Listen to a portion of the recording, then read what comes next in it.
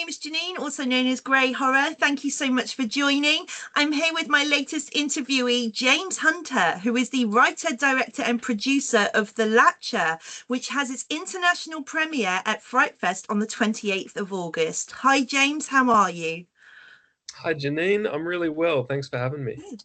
Oh no, thank you so much for making the time. Before we started record, you were mentioning how crazy your travel schedule has been. And I really appreciate you making the time. You only made it in quite late last night to London. So yeah. Yeah, that's right. No, appreciate that. Thank you. It's been a bit of a whirlwind, but we just had our premiere at the Melbourne International Film Festival, where I'm from in Australia, and now just been doing a couple of other countries, and now just arrived in London. So super excited for Fright Fest just tomorrow night. Exactly. And can you give us a little bit of a spoiler-free introduction to The Latcher for those coming to Fright Fest who may be interested in joining the screening? Yeah, absolutely. It's a psychological horror. It's also a supernatural horror. It's very much inspired by films of the sort of the 60s and 70s, like Rosemary's Baby, Don't Look Now. They were kind of some of the key reference points that I had early on. But it's also quite a slow burn film. It's quite art house. And it has a bit of a dark fairy tale aspect to it as well, which is sort of, again, sort of where the origins of the project came from. And so there's a bit of a folkloric and folk horror element to it as well. Yeah, I definitely got that during the script because was very fortunate to have seen a screener for this last night, in advance of our interview, and I really loved this, and I'll get into that Thank shortly. you. You're welcome. Can you tell us what it means to you to have the international premiere of The Latcher at Fright Fest? It's huge. I mean, it's hard for me to fully take it in. Like, it's starting to feel a lot more real now, speaking with you and being here in Mm. London, and feeling the excitement building around the festival. I've never attended the festival in the past. I was aware of it because I was actually very inspired by. I was a listener of the Evolution of Horror podcast, which is Love that Mike Munzer podcast. and Yeah. London, and lots of amazing films, horror films reviewed on that podcast that sort of kept my inspiration well, overflowing during the making of our film. Mm. I would hear interviews with people from Fright Fest, and I would hear Fright Fest mentioned a lot in that podcast, which I think is how it came onto my radar originally. And then was just absolutely, blown away and felt so blessed, to get that invitation to Fright Fest. And to be honest, I mean, I haven't really revealed this anywhere else, but Fright Fest was actually the very first festival which selected our film. I mean, the Melbourne It's Film Festival, incredible. we found out later, even though they were our world premiere, Fright Fest were happy to accommodate us having our world premiere in Melbourne, which was so gracious and lovely of them. But they were the first festival that we actually heard from that selected the film. So already have very fond feelings of Fright Fest, and then I've heard that it's such a great community. And I watched, there was a documentary on Fright Fest because I was kind of curious to learn a little bit more about the guys, the kind of ragtag team that created the festival and wanted like the Sitches but of London. And yeah, Mm. I don't know, I have a very good feeling for the festival, even before having even met any of the people in person yet. But they're lovely behind the scenes. So yeah. Yeah, no, definitely. The team are doing wonderful work. It's our biggest genre festival here in the UK, and it shows just the breadth of programming that they've got across the next few days. It's incredible. It's And amazing. Yeah. and can you tell us a little bit of inspiration behind the Latcher and where the story came from? Yeah, it was a few different places, and they will sound quite kind of random and not quite interconnected. But as you've seen the film, when people see the film, I think it will make more sense to them. And this, I would say the inspiration points for this film happened at various stages as well. Like, I read a book years ago called The Uses of Sadness, which is really where the psychological horror element comes from in the story. I wanted it rooted in real mental health, you Mm. know. I'm somebody who is very interested in psychology. I'm also interested in sort of Jungian, Carl Jung kind of psychology, and thinking with the shadow self and these different things. And the uses of sadness, it had an interesting perspective on the way that we as a culture sort of don't want to feel. We don't want to Mm. feel sad. We don't want to feel grief. And so we find ways to sort of treat grief as an uninvited guest and push it down, push it away, push it into the sort of subconscious spaces, and think that we don't have to deal with it. But inevitably, of course, it's something that has to be expressed at some point. Mm. And so I found that would be an interesting fertile ground for the sort of dramatic aspects of the story and the psychological aspects. And then I'd read another book by an Australian screenwriting guru, I guess, called Linda Aronson, and she'd written a book, and I'd done a masterclass with her, which was fantastic. And she'd written a book called The 21st Century Screenplay. And so, as a screenwriter, I was looking for inspiration there, because it was like she was talking about, you don't want to reinvent the wheel with every new film, with every script. Mm. You should look to folklore, you should look to fairy tale, you should look to myth and Mhm. symbolism. And so that's where I also started, was sort of looking there and thinking about what were the childhood fairy tales that inspired me or scared me really when I was a child. And Rumpelstiltskin was one, that I Yep. remembered being really creepy, with the whole baby and a Mm. bargaining about a baby's life, and was being taken by this creepy creature, and it really just disturbed me as a kid. And so I think two of those sort of disparate things coming together, Mm. the connective creativity coming together, sort of blossomed this project. Yeah, I can definitely see those references coming through now, especially when you mention Rumpelstiltskin. I got, for anyone who's interested, not to spoil it, there is a quite a, I have to say, a trigger warning. Because I went in blind Mm, to this, and a bit of personal mm. information about me. I lost a child full term, so for me it was Oh, quite I'm a so sorry, different Jim. viewing experience. Like, but it's really interesting when you view films shot kind of with that narrative in play, um Mm, to see people's perspectives about how they handle those mm, experiences, how they handle grief. And it mm, kind of, if anyone is interested in checking this out, there's a film called The Wretched, which does what you have done with the Latcher, sorry, in that it deals with the folklore element, taking the child like mm, Rumpelstiltskin, but actually where they mm, play into the horror, you play into the more humanity and the folklore around it. So it's mm. really interesting how you've approached that. Can you tell us a little bit about how you found the balance in approaching such a sensitive matter within the genre? Yeah, great question, and thank you so much for sharing that. And I'm so sorry for your loss. That's No, thank you. yeah, I appreciate your vulnerability, and it's actually quite touching to speak with you, because I haven't really had the opportunity to speak to too many people with this lived experience, Mm, post this film being made. But in the lead up to the film, we had done a lot of research with an organization in Australia which is fantastic, called Red Nose, and mm-hmm, they really, provided amazing resources for us. They're a charitable organization. They provide they do a lot of research in the space, and they connected me with a mother who, similar to you, had lived experience, and who was willing to open up and share her experience of losing one of her babies. And that was it was heartbreaking, but she was so generous and so open, and mm, she gave me her perspective, and she also gave me her husband's perspective, and how she mm, saw that they both had sort of differing perspectives to the loss. And I found that very interesting. And we definitely, with the actors, we worked a lot on that aspect of the story, because of course, in my story, without giving too much away, we do sort of see two sides of the coin in a way, yes. with both the wife and the husband's experience of how they react to grief and the loss of Mm, their child. But yeah, no, really appreciate you saying that, because I think we did really want to be very careful with the subject matter. I think it also speaks to the team that I assembled around me, that everybody cared so much, and really mm, wanted to do this type of story a justice. I mean, we wanted it to work dramatically first and foremost, and then if yeah. it could also work as a horror, that would be fantastic. But Mm, we really did. We knew that the story had to work dramatically first, and I think any genre, whether it's horror or comedy or whatever you're doing, if you don't have something that works sort of dramatically yeah. and that makes sense emotionally, then it's harder for audiences to get on board. So we cared a lot about that. We did that research, and yeah, I know certainly working with my lead actress, who's amazing in the film, Lucy.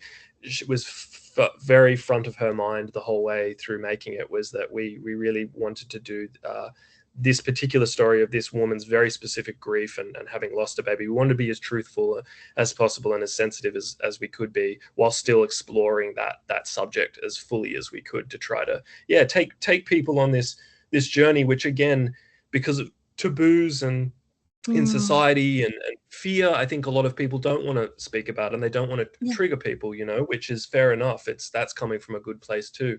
But I think we just wanted, as much as we could, to try to speak about this subject matter without being sort of exploitative or insensitive. Yeah. And that was one of my points I was going to mention as well, is that it's really interesting that you've taken that approach, because it's so easy in genre to take grief as, because the genre is built on triggers. It has to be to evoke a reaction from the audience. And it's really interesting that you've approached something like a child loss, or somebody going through prenatal, neonatal loss, or even postnatal loss, to say that it could have gone down one route, but you've gone down the other. You touched on it as well. So obviously Lucy played Alice, who's our lead, who's phenomenal. I also want to mention about I want to ask, how important was it for you to represent the male voice in that experience, in that lived experience? Because that's something as well, as somebody who's lived in it, unfortunately not with the partner anymore myself, but that's something I personally don't see represented at all, in or without a film. It's certainly something, as you say, that maybe taboo, certainly not discussed about, is the father's loss in that whole experience. Fantastic question. Yeah, I love your questions, because they're really getting to the heart of what was important to me in this story, and it's not something I've talked a lot about with people yet.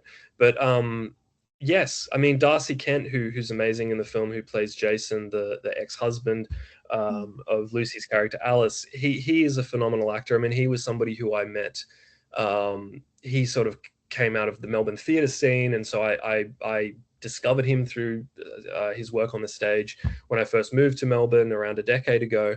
And I just knew I wanted to work with him, because he had such a soulfulness and such a presence on stage, that I just knew I just wanted to work with him at some point. And so I'm so blessed that I was able to work with him on this film. Just like Lucy, he embodies this amazing, I mean, he's just, these guys, they're real artists. Like, he just really cared about the story that we were telling, and he really saw the potential in the those dramatic aspects of the story. And I tried to provide Lucy and Darcy as much as I could with interviews from real parents, and so I have to give tribute as well to the real parents who were brave enough to share their stories on YouTube and places like that, and shared just video. We would all have a group chat, and we would just share videos with each other, which were were quite heavy, but I think really essential to them tapping into and connecting with those specific perspectives of those two different sides of loss. And I think, speaking from sort of a male perspective versus a female perspective, obviously there's a lot.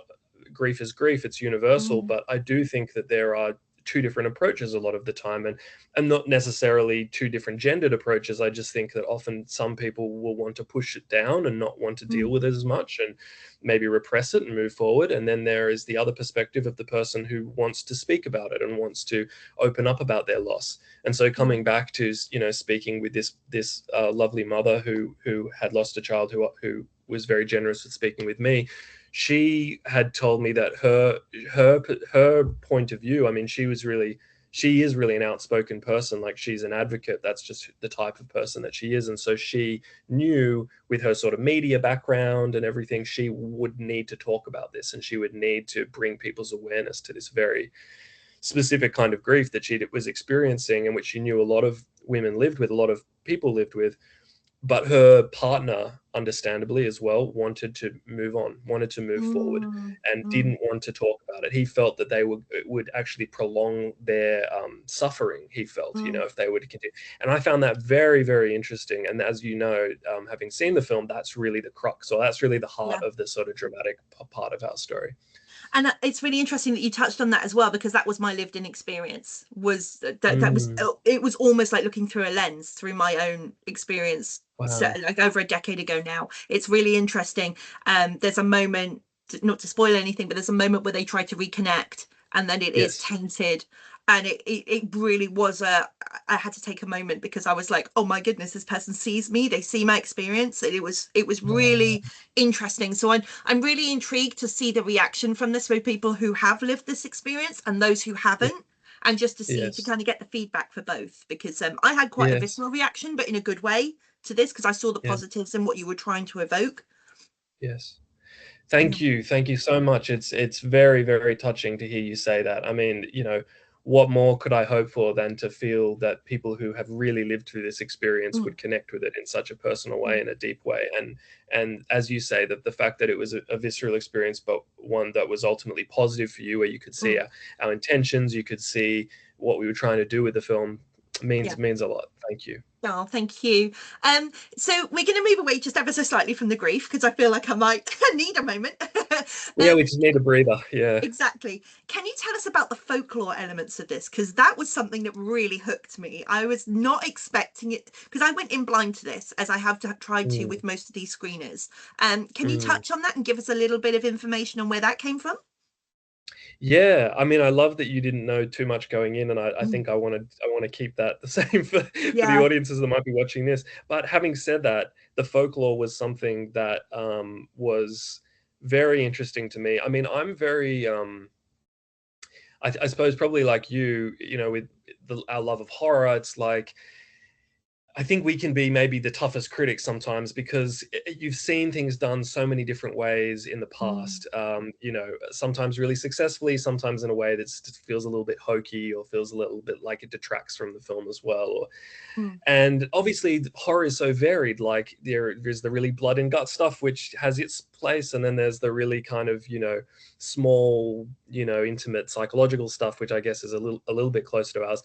But I love horror, and I love creatures, and I love folklore, and I find that stuff so riveting and inspiring. And obviously, it was one Mm. of the points of inspiration from the beginning, was sort of looking to my own childhood fears. So I knew that I needed this to be a scary creature in the film, and I Mm. didn't know exactly, like, it was a quite amorphous and ambiguous and something at the start, about exactly what type of form it would take on, because obviously starting from a place like Rumpelstiltskin, where we ended up, it's quite different. But obviously there's the similar sort of child snatching, monster aspect of it. But no, I think, in terms of where we landed, we just did a lot of research, and again, I felt it was very important to me that there was both a historically truthful kind of lens through, because I Mm. think, just so your audience understand, the goal for me all the way throughout as the director was, this has to make sense, like, emotionally and psychologically, and it also has to work supernaturally, and both Yes. those readings are valid. They both need to work, Yes. and if ever it was a place where would only make sense psychologically and not supernaturally, there was a problem. Or if that, and so it was a very delicate balancing act to try to find that, to weave the truthful dramatic narrative with Mm. the supernatural folkloric element. And I was very Mm. conscious of sort of not showing too much of the monster, because I always felt, as a viewer myself in horrors, that when I would be really creeped out and lean in early in a horror, by the end they would show too much, and I would sort of feel, Mm. well, that's a shame. And so Yeah. that was another thing on my mind, was like, okay, I need to give people enough. And we did Mm. have some audience feedback. I had a little brains trust watch the film before the film was finished, who sort of gave some great feedback, actually, in regards to boosting a little bit more of that sort of folkloric element, because they were really interested in that. And so I'm grateful to where we landed. I feel like it's it's a good balance, but it's obviously it's a tricky balancing act sometimes, trying to sort of serve both those things. But Yeah. that was where the inspiration came from. It was always films like Rosemary's Baby and Don't Look Now, where I feel Mm. they operate perfectly as both supernatural stories and as psychological stories, and so that's what we were aspiring to. Yeah, no, and you can definitely see the influence in all of that. And as I say, I really liked that your folklore element had its own backstory. You could almost take that as a separate thing and run with it as an offshoot story. Mm, You've laid the groundwork, you've built a world there, so it doesn't just feel like, oh, this is a drama, let's throw something spooky in to make it genre. It's really earns its place. It's really well done. um thank you. And we've seen quite a lot of recent genre releases that play with the idea of liminal space. Can you talk us Mm. through how Alice navigates that in her character arc? God, such good questions. Thank you. Um, liminal space. I love it. I mean, just that phrase is like I geek out on it because it's so many of my favorite horror films. You know, again, they live in that intersection of sort of art house horror. Like I love David Lynch's work. I love the atmosphere of those films and the way that sometimes they can feel very much like a waking nightmare. You know, and so to me, and in this film, knowing that Alice was living in this in between space, that she was somebody who was, you know, every day living in this grief loop, which she was, you know, Mm, every day attempting to get herself out of by sort of pushing it away and pushing it down and looking for external things in the world, whether it's a new job or a new date or something like that, of ways that she can sort of not think about it and move on with her life. And at a certain point, you know, as you know, it changes, but I think it was very important to us that there was this sort of stillness and also this kind of vacuum that Alice lives in through mm, the story, to both serve the, you know, thematic undercurrent of sort of depression and grief and what that feels like on a personal level, but also as a way to isolate her and to increase the stakes and the suspense in the story, because when she's on her own in this house and she doesn't have sort of a lifeline to the real world, it's very hard for somebody to tell what's real and what's not, mm. and what's, you know, supernatural and what's psychological. And so the liminal space was vital to us in sort of building this sense of, yeah, just this atmosphere and this dread. And also this house that we found was amazing, and it had all these sort of like long hallways and mirrored, you know, rooms where there were these two mirrors kind of facing each other, which as you remember, there's this Yeah. sort of a trick at the end of the film with that, with all the reflections. But the house itself sort of just lent into that, you know, well of inspiration that we had, with everything from sort of David Lynch to Hour of the Wolf to these, you know, really surreal kind of nightmarish horrors which inspired us. No, it's really evident, and as you say, like the scenes and where you've recceed really well with the locations really speak to the type of film that this is. And I'm glad you shouted out the house actually, because I was going to mention about it. It really plays Yeah, almost like a third character in that final act. It's really, really terrifying the way it's all laid out. yeah, It's always there. It feels really ominous. Yeah, it's wonderful. yeah, yeah. Um, Oh, and 100%. Oh, sorry. no, no, please continue. No. Oh, I was just gonna say, the house as a character was, yes, it transformed everything in the film. I mean, originally, just to give you a sense of sort of how DIY and micro budget this was, originally we were going to shoot it in my house, and it Okay. was not a good idea, and I'm so glad that didn't happen because I don't know how, you know, it's already hard for me to kind of switch off sometimes my director or filmmaking brain and just like, you know, practice self-care and everything. And like if I had done that in the house, it would have been a total nightmare. But I think I saw it was like, you know, the director of Paranormal Activity did that, I think, to keep costs down Yes. in his house originally. And I was so And desperate to get my Undertone, I first feature believe, as film. well. I think Yeah, Undertone was right. shot in the director's home as well. Yeah. In the director's home as well. So there's a precedent, and I was kind of thinking, oh, maybe that would work. But thankfully, the production designers that we got two incredibly talented production designers, Valentina Serebrennikova and Lu Fan Shi. And while Lu Fan Shi was on set a lot less than Val, I mean, Val was very much predominantly the one there every day, you know, production designing the film. Lou was very involved in the crawl space sort of creation, and also, Mm. you know, just designing the world of the story as well. And it was actually her family's house. And she was like, there's nobody Oh. living there right now. It's completely empty. Do you want to make the film here? And we were able to do like Hollywood wraps where we would just leave all of the lights and the cameras and, you know, just leave everything the way it was. We Mm. would we would have a key in a lockbox that we would go to the house, and we would just, as the production designers need to go in, they would just go in.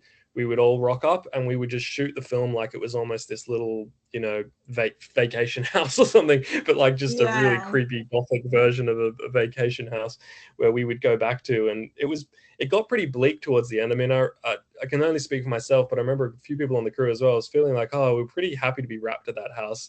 As much as a blessing that it was, it just speaks to the production design and the work that we were creating there. It had a heaviness. It had sort of a dark feeling toward the end. So we were like, fantastic house, so blessed that we got it. I couldn't imagine the film without it. It is such a character in the film.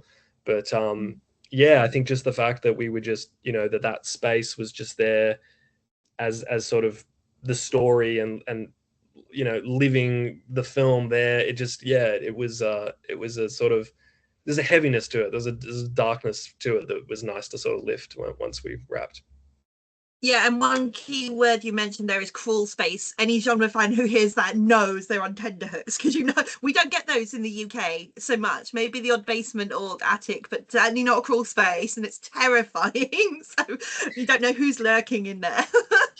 It's so interesting that you mentioned this, because they're not really common in Australia either, and I think it's probably for us as fans of horror, but Hollywood horrors and American horrors, maybe it is more common in America, but in Australia and the UK, maybe not as much. But of course, it is one of the tropes, or it's one of those great, motifs, I guess, in horrors of sort of what's lurking in the basement. And we, speaking to this, back to the house itself actually did have a small crawl space. And this is another really weird coincidence or synchronicity or whatever. The production designer Lou Fan, whose family owned this house, she had made a short film years before she read the script for the Latcher, which she said was also a character named Alice in a basement, or in the crawl space in that house, which blew me away. Yeah, she sent it to me. It was just this short little video that they'd made there. I was like, that's crazy how spot on it is. And she read the script and everything and was just like, wow, this is a crazy coincidence. But we didn't actually end up shooting the actual crawl space that's in the film at that location. We actually, it wasn't quite right. It wasn't big enough. It didn't have quite the right look. And so for a while we were actually trying to figure out, could we build this crawl space? And I remember the production designers, working with a tiny budget, because this was made on such a shoestring budget, people wouldn't believe it. And we couldn't figure out how we were going to do it. And it was driving us crazy every day. And eventually the cinematographer, Alex, just said, I think I have a crawl space under my house. And, lo and behold, not common at all in Australia. I opened the door to this crawl space under his house, and it is purpose built for the third act of a horror film. I'm just like, this is incredible. This is the place. Amazing. So that's good. You didn't have too many crawl space recce's, because that would be terrifying in itself. Just trying to find the right space. That was a creepy place. Like, being in there after a while is like, you didn't want to be alone under there, for very long.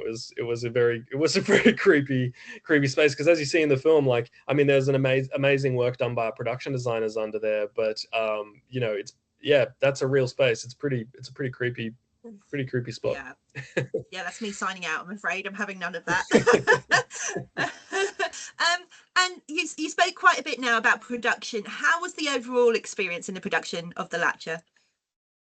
It was great. I mean, we had, like, speaking to the heaviness and the darkness of the subject matter of the story, we just had the best crew and the best cast, and we really, I think, we're very conscious, especially Lucy and I, to sort of create. We had a separate room that she could kind of go off in and retreat to and do, breathing and yoga and listen to music. And she had all these great artwork, paintings that we used as inspiration that we shared to each other through the making of it, poems. She was so spent so much of her time in that room, sort of just absorbing and resetting and breathing. And I think that was a really lovely kind of routine that she had. And for the rest of the team, we tried to keep it a little bit more jokey, a little bit more light, a little bit more, we had that shorthand and that kind of back and forth that you have with a tight-knit little team over a period of time. So it felt like a little family. It was really lovely, a couple of difficult days, as there are in any film, but like in general, it was a very lovely, team and experience. So yeah, really good production. That sounds amazing. And so obviously you mentioned earlier that this had its world premiere at Melbourne International Film Festival less than 3 weeks ago on the 8th of August. How has Yes. the reaction been following the premiere and subsequent screenings? Oh, fantastic. I mean, it was such a buzz, like just having so much of the team there in the cinema. We had two screenings back to back. So, yeah, on the opening weekend of MIF. So it was a Saturday night and a Sunday night screening. And both were pretty much sold out, packed out theaters. Many people stayed for the Q&As that Lucy and I did on both nights. And wonderful reception and lovely, feedback that we got out of both of those screenings.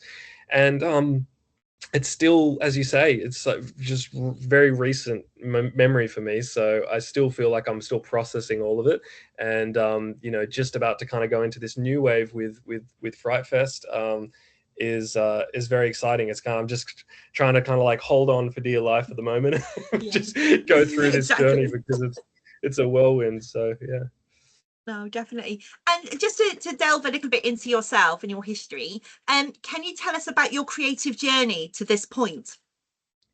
Yeah, my I mean, I've always been creative. Like, I was a very creative kid. I picked up a camera when I was a kid, and I never put it down. And I had a family who encouraged it, which I'm so grateful for, and I think is so important, really, in a lot of people's being able to kind of follow their dreams or their creative, Mm. aspirations. And yeah, I think so. It's always been a part of me, but of course, with life, you become an adult, and bills have to be paid, and there's just constant things that are pulling us away from our creativity, where we're forced to be more pragmatic and and but I think, yeah, I'm very blessed that I have, again, a lot of family and friends who invested in this film. I wouldn't have even been able to make this film if it wasn't for my family and friends believing in me and believing in this story and believing in the team that I put together. And then the team itself, whether it was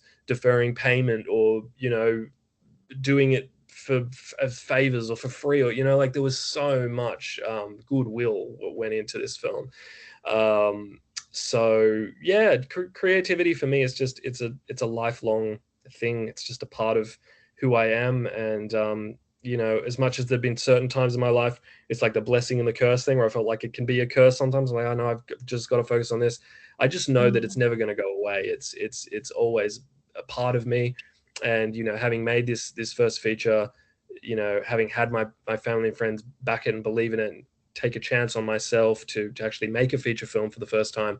I'm really hoping that it's going to open more doors so that I can continue making feature films, because that's really has always been the lifelong aspiration that I've had. Absolutely, and I think you're going to get a lot of eyes on you, and potentially future projects as well on the back of Fright Fest, because, as I say, it's the biggest genre festival in the UK, and it's Yes. hopefully a launch pad for more projects to come. Um, can you tell us, because you're a fan of genre as well, what was your first horror memory? Yeah. Oh, wow. That's a good question. First horror memory. So I grew up, I mean, I feel like we're probably of a similar age demographic. And I grew up, with, like, there was so much good stuff in the 90s, like early 90s. Like I remember, where everything from like those R.L. Stein Goosebumps books to Yes. like, Yeah. like the Never Ending Story, watching that was terrifying when I was a kid, to Mm.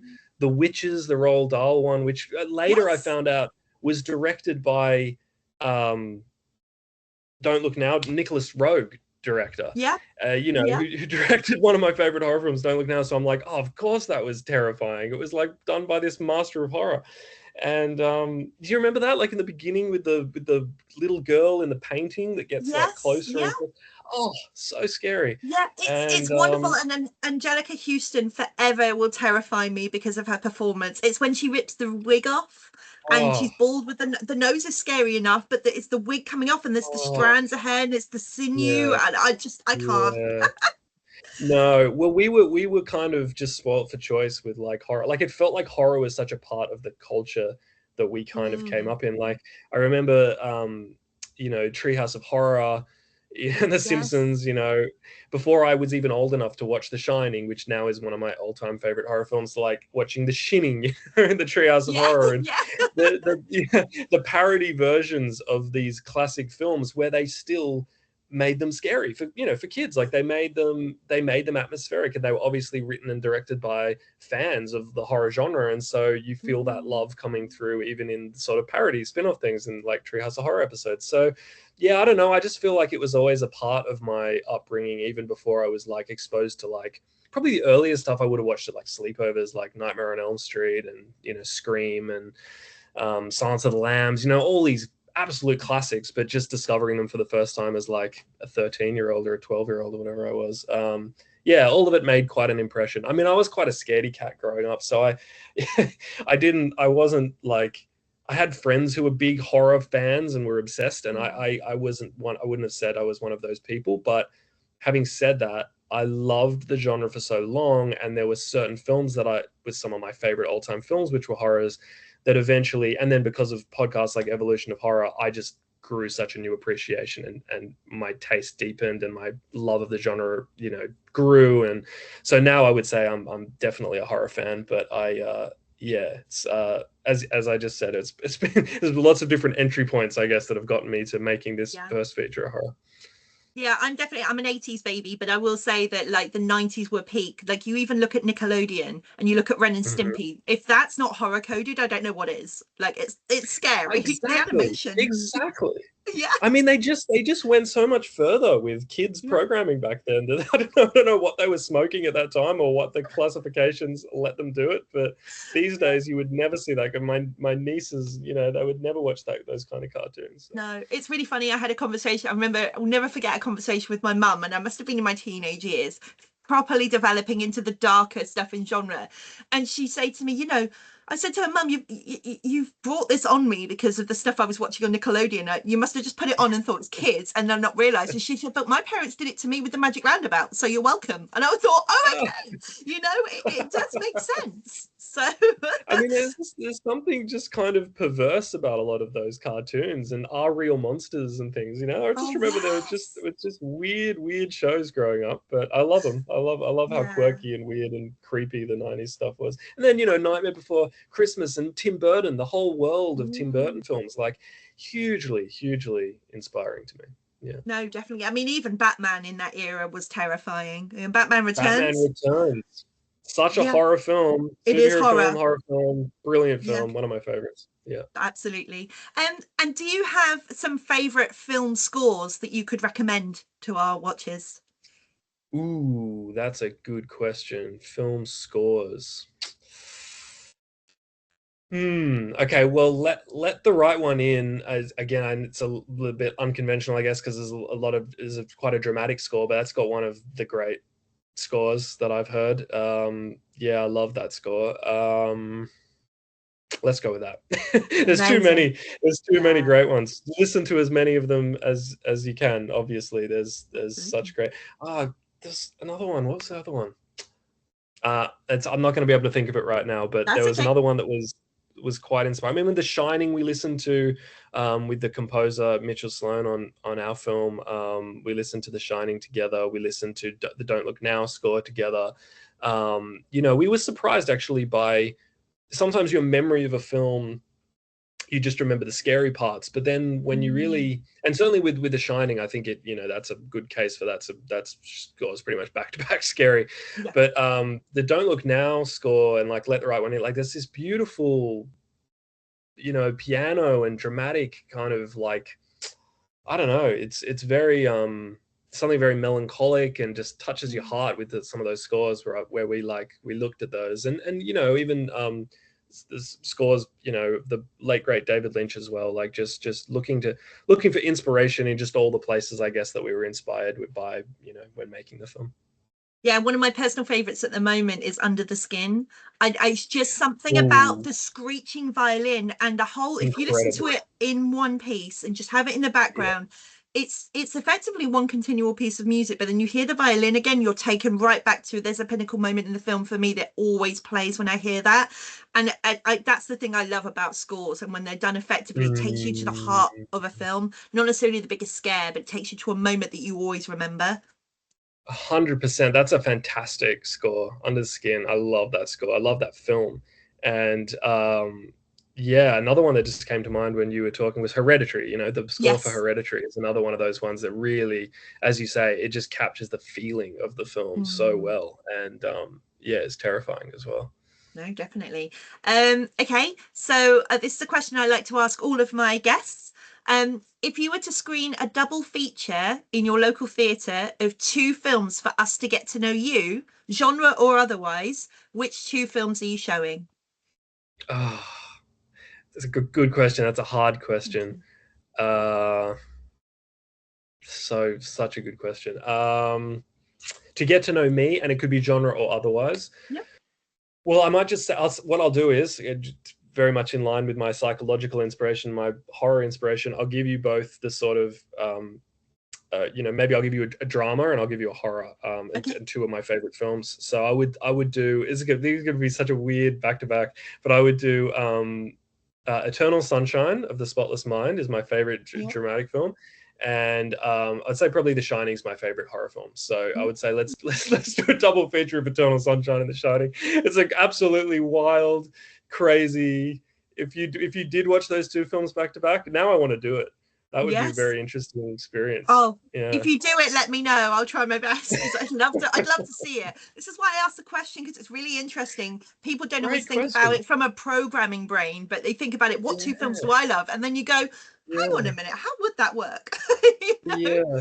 Well, this Yeah. is why I'm not a programmer. This is now I'm No. seeing the great skill and talent of these film festival programmers, because I don't know that anybody would want to watch those two films as a double feature, I but mean, they are truly my favorite I might drama and need a favorite little bit horror. of a break in between, grab a Pepsi or whatever, Yes. and just take a Yes. moment because yeah. Need a little palate cleanser. Maybe you start with Eternal Sunshine, you Yes. have an intermission, you go and watch some Goosebumps and some Uh, Treehouse of Horror, and then you go watch The yeah. Shining. A little bit of Are You Afraid of the Dark? But we'll throw that in Yes, there. Yeah, wonderful. perfect. Okay, cool. And obviously you're in London currently for the international premiere at FrightFest. Are there any other films on the programme that you're excited to check out? Do you have some time to see anything else? I don't know if I will, how much I will be able to see. I'm actually here with my little family. I've got a little baby daughter at the Oh, moment, so we're going to try to get out and sightsee as much as possible. But I am awesome. here as well with a couple of my talented collaborators. So Brody Marchant, my co-writer, and Monique Fisher, who's also we didn't mention, but is fantastic in the film as well. Has a really great performance as well. She is also here, so we might. I think us as a little trio, we might try and go and sneak away and watch a couple of cheeky horrors when we can at Fantastic. FrightFest, and then I'll come back to my little family and we'll keep sort of doing the tourist thing. Oh, it's like so exciting. And obviously outside of Fright Fest, where else can people see the Latcher? Where else is it screening? Yeah, great question. I mean, outside of FrightFest, I can't say too much, but we are in exciting conversations. So people should just stay tuned on our Instagram, Mhm. which is just at the Latcher, Yeah, and they can follow sort of festival updates there and sort of distribution and the future of where they can watch the perfect. film. Thank you so much. Thank you again. It's been a joy to speak to you, James, and thank you for taking the time. And I imagine you're quite jet lagged. If not, you will be soon. Um, um, Thank you, Jenny. no, thank you. And for everyone watching, as a quick reminder, you can catch the international premiere of The Latcher at Fright Fest on the 28th of August. Thanks all, and we'll see you soon.